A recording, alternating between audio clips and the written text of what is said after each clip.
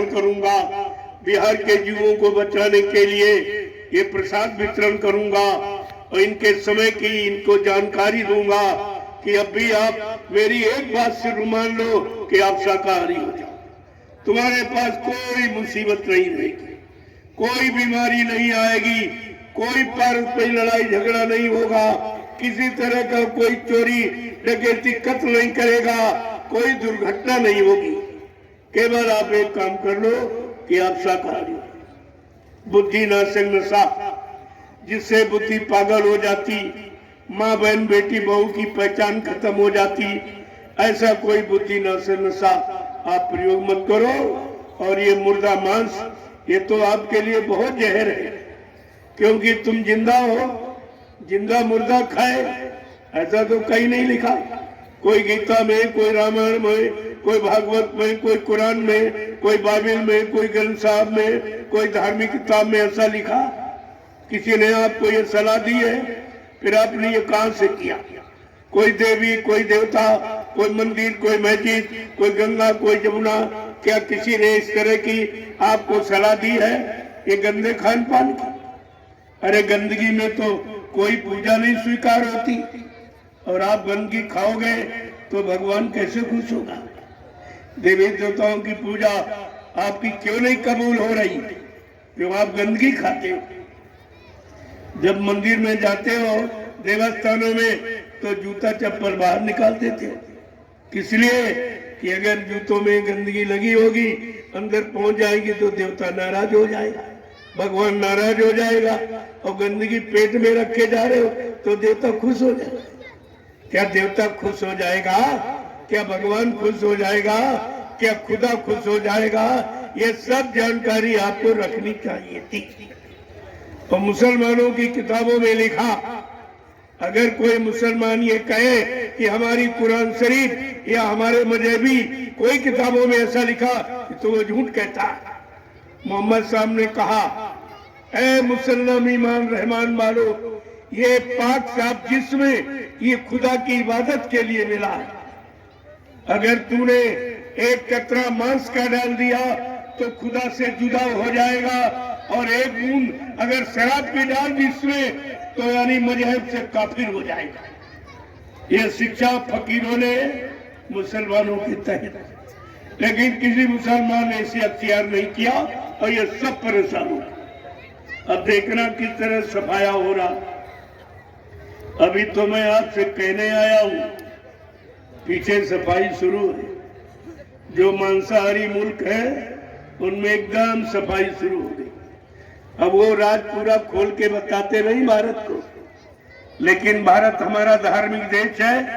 इसलिए धार्मिक देश के लिए मैं धर्म की सच्ची शिक्षा, धर्म का यानी सच्चा यानी मतलब तरीका तौर आपको सिखाने के लिए आया हूं कि केवल अगर हमारी बात आप मान लें, आप सब लोग सपरिवार शाकाहारी हो जाओ तो सारी मुसीबत तुम्हारे घर परिवारों से चली जाएगी, और नहीं माने तो आगे भारी मुसीबत आ रही है, उससे बचना बचाना बड़ा मुश्किल हो जाएगा।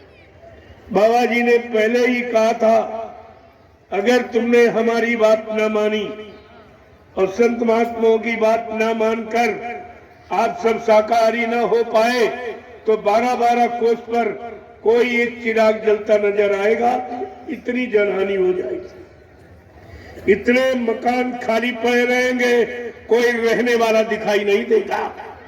जो आज आप 1-1 इंच जमीन पे झगड़ा करते हो, इन मकानों में कोई रहने वाला नहीं मिलेगा, इतनी जनहानि हो जाएगी। ऐसी कठिन समस्या को देखकर संत महापुरुषों ने आपके बचाने का ये निर्णय ले लिया कि चलो एक बार देशवासियों से फिर से प्रार्थना की जाए, शायद प्रार्थना मान ले और ये लोग सपरिवार शाकाहारी हो जाए तो ये बच जाए, इनका परिवार बच जाए, बाल बच्चे बच जाए, घर गृहस्थी बच जाए, सामान बच जाए।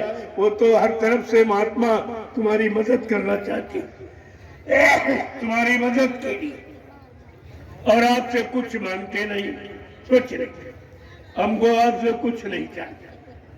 केवल चाहना ये है कि आप ये अच्छी बात मान लो तो आपका परिवार बच जाए, बाल बच्चे बच जाए, नहीं तो बड़ा मुश्किल हो जाएगा। इतनी जानलेवा बीमारी कुदरत ने तैयार कर रखी है कि पल मिनट घड़ी देर होती, इतना भी समय नहीं लगेगा।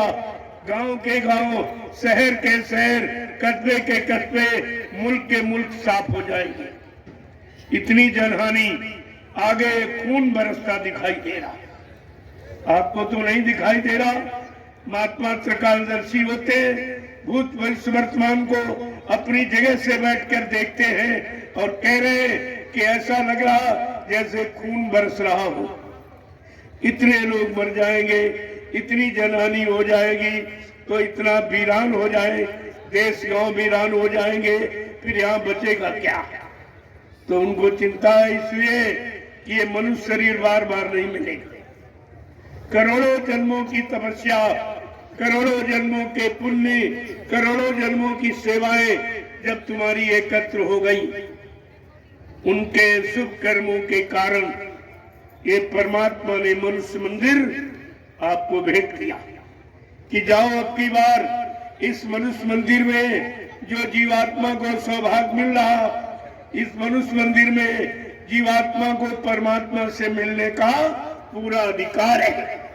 लेकिन परमात्मा से मिलाने वाले कोई संत महात्मा मिल जाएगा तो ये काम तुम्हारा आसानी में हो जाएगा। घर गृहस्थी परिवार में रहकर ना आपको बाल बच्चे छोड़ने हैं, न घर परिवार छोड़ना है, न खेती दुकान दफ्तर बिजली व्यापार मजदूरी बंद करना।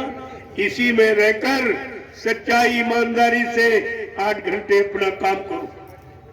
शाम को बाल बच्चों की सेवा, जब कोई काम न हो तो 1 घंटा इसी मनुष्य रूपी मंदिर में बैठकर आत्मा से परमात्मा का सच्चा भजन करो, खुदा की सच्ची इबादत करो रूह से, तो सारे कष्ट मुसीबत तुम्हारे दूर हो जाए। और तुमने बात मानी नहीं, तुम पूजा में फंस गए और पूजा का भी मतलब नहीं समझा कि शराब भी पीते पूजा भी करते। ये कौन सी पूजा है? मांस भी खाते, अंडा भी खाते, पूजा भी करते, गंगा नहाते, तीर्थ मृत्यु जाते, ऐसे कुछ होने वाला नहीं। गंदगी में कोई पूजा स्वीकार नहीं होती। और तुम ये गंदा खान पान करके अपना श्रम समय पूंजी कितनी आपने खराब की और पूजा से कुछ नहीं हुआ। जिन लोगों ने पूजा की सत्य बताइए आप, क्या जिसकी पूजा की वो मिला आपको? कोई आज तक देवी मिली, कोई देवता मिला, कोई भगवान खुदा गाड़ आपको मिला? फिर किसी ने कर? अरे दुनिया में कोई काम करते लाभ पाने के लिए। अगर खेती में अनाज पैदा न हो तो खेती करोगे आप? नहीं। व्यापार करते हो, मुनाफा न हो तो व्यापार करोगे? नहीं। नौकरी करते हो, तनख्वाह वेतन न मिले तो नौकरी करोगे आप? नहीं। लेकिन ये पूजा कब से कर रहे हो? 3 युगों से, और जिसकी पूजा कर रहे हो वही नहीं मिला।